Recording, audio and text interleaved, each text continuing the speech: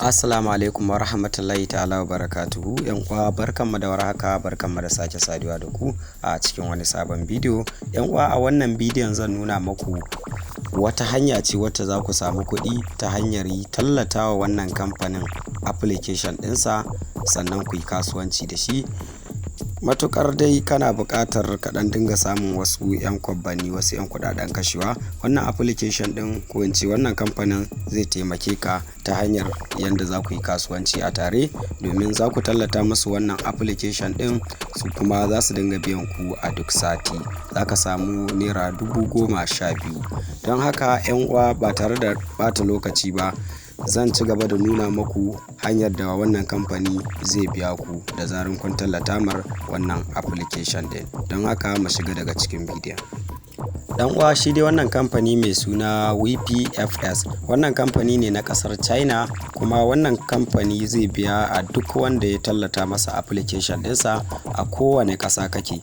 Na san mutane da yawa za su dinga mamakin cewa ta ya kamfani yana kasar China, ni da nake Najeriya ko kuma wani ƙasa, har na tallata mara abinsa kuma ya dinga biya na, ma'ana mai kasuwanci. Tabbas wannan ba wani abu ne mai wahala ba, kasancewar yanzu an samu ci gaba na zamani. Za ga kamfanonin da yawa suna samun wakilai ko kuma in ce agent ɗinsu a ƙasashenmu na Najeriya.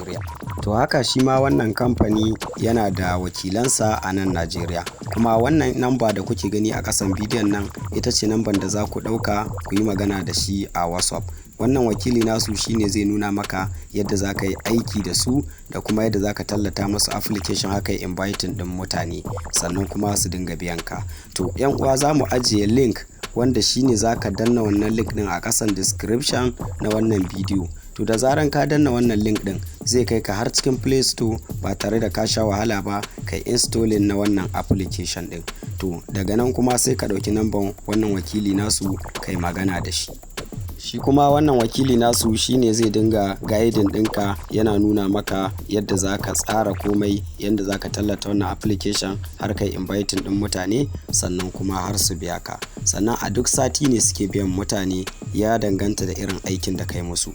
Don haka kar ku yi ƙasa a gwiwa wajen rijista da wannan kamfani, domin na tabbatar za ku karu kuma za ku amfana, sannan za ku yi kasuwanci a cikin wayoyinku ba tare da kun sha wahala ba, kuma kamfani zai biya ku. Don haka link ɗin wannan application nasu yana ƙasan description na wannan bidiyo, sai ka duba sannan ku je ku yi installing ɗin shi. Sannan ga namba na wakilin nan nasu wanda za ku iya magana da shi, zai kuma nuna muku duk abin da ake bukata. Insha Allahu za ku ji daɗin wannan application. Wannan shine ƙarshen bidiyo na. Kar ku manta danna mana alamar subscribe da kuma like, sai ku yi sharing. Mun gode, sai anjima.